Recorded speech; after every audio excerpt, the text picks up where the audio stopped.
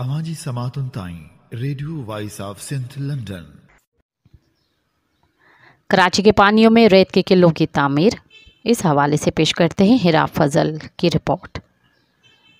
समंदरी दरख्त खिला से ज़्यादा बेहतर दिखाई देते हैं क्योंकि सिर्फ सैटेलाइट की आंख ही इस कुदरती हरियाली के साथ इंसाफ कर सकती हैं।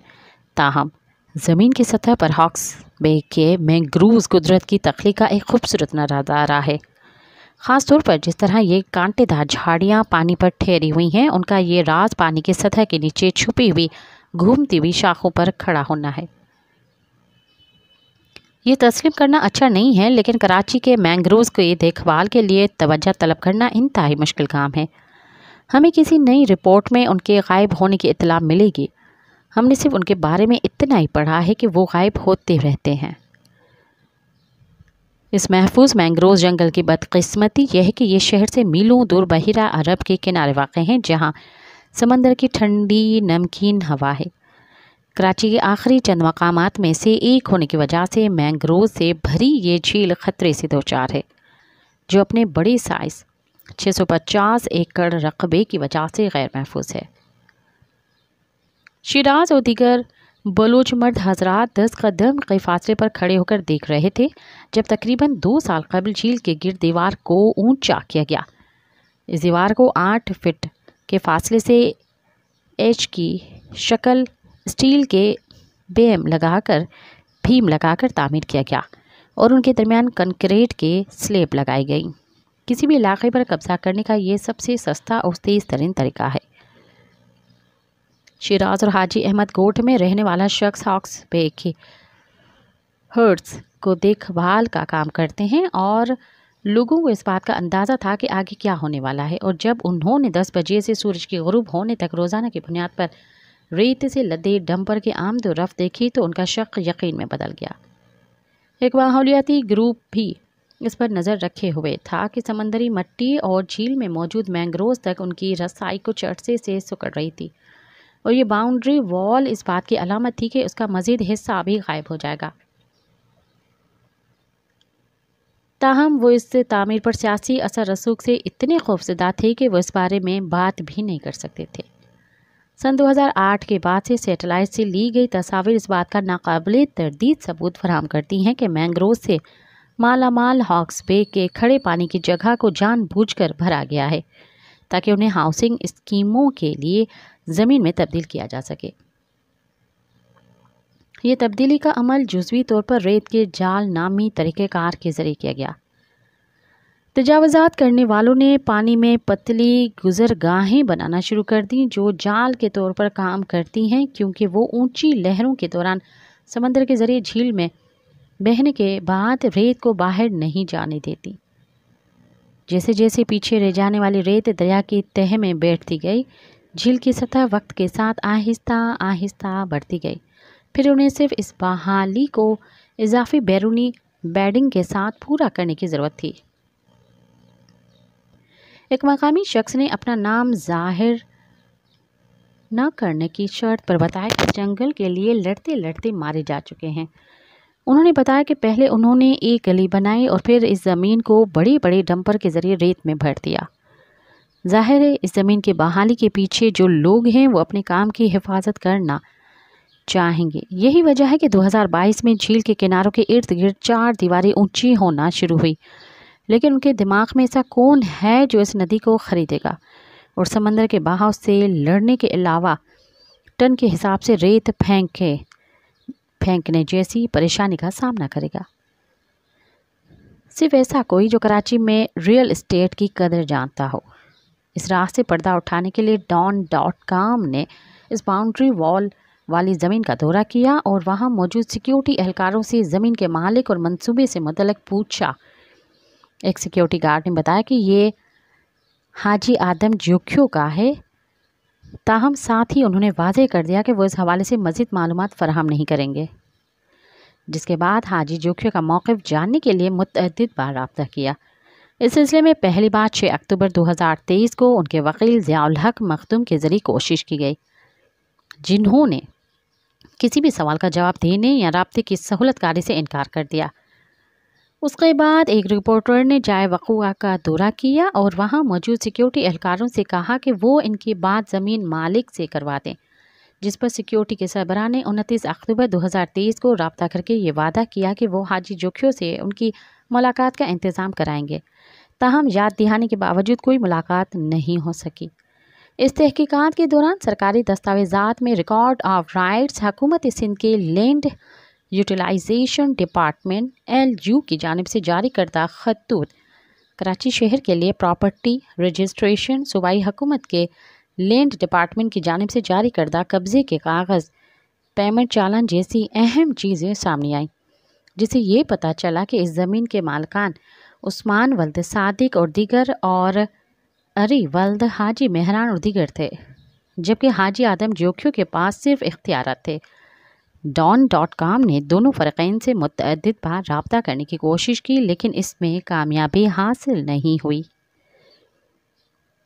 زمین کے ریکارڈ کی ڈیجیٹلائزیشن کرنے والے محکمے land administration and revenue management information system LARMIS سے بھی رابطہ کیا اور جائیداد کے مالکان کے بارے میں تفصیلات طلب کی ہیں۔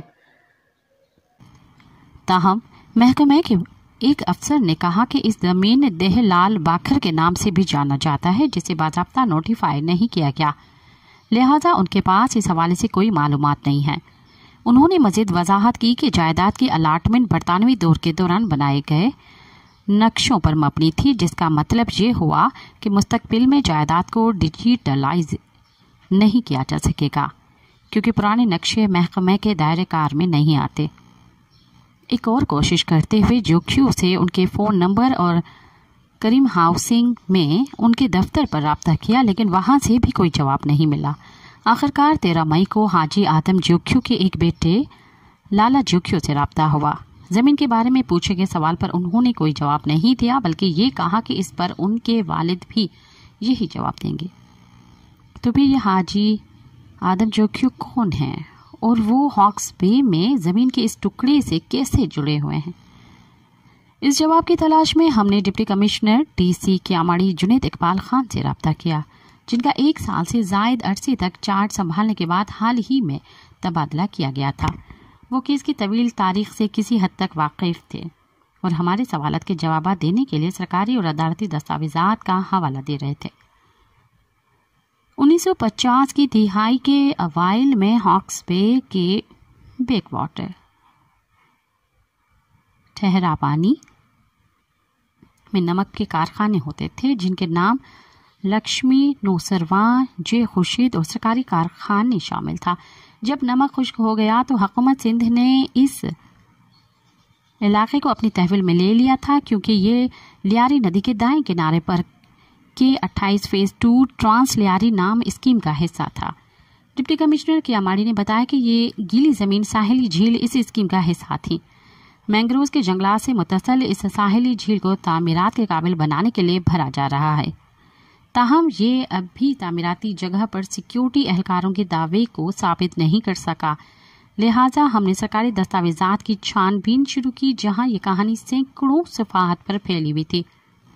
سن 1993 میں اس زمین کے 2 مالکان عثمان اور دیگر اری اور دیگر ضلع شرقی اب ضلع ملیر کے دیہ کونکر اور دیہ کھکھر کھاؤ میں اپنی 2 جائیدادوں سے دستبردار ہو گئے تھے، کیونکہ حکام کے فائرنگ رینج کے لیے ان کی ضرورت تھی۔ اس کے بدلے میں سابق وزیر اعلیٰ مظفر حسین شاہ نے انہیں ضلع غربی اب ضلع کیاماڑی میں زمین، جس پر ہم اس وقت بات کر رہے ہیں، الاٹ کی۔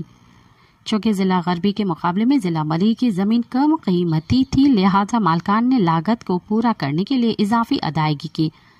زمین کے اس ٹکڑے کے لیے اضافی ادائیگی کا تخمینہ 3 روپے فی مربع گز لگایا گیا تھا، جسے تفریقی ملکانوں کہا جاتا ہے۔ مالکان نے جوکھیو کو پاور آف اٹارنی دے دیا، جس کا مطلب یہ تھا کہ وہ زمین پر تعمیر اور دستاویزات کے حوالے سے تمام سرکاری کام کر سکتے ہیں، بس اسے فروخت کرنے کا اختیار انہیں حاصل نہیں تھا۔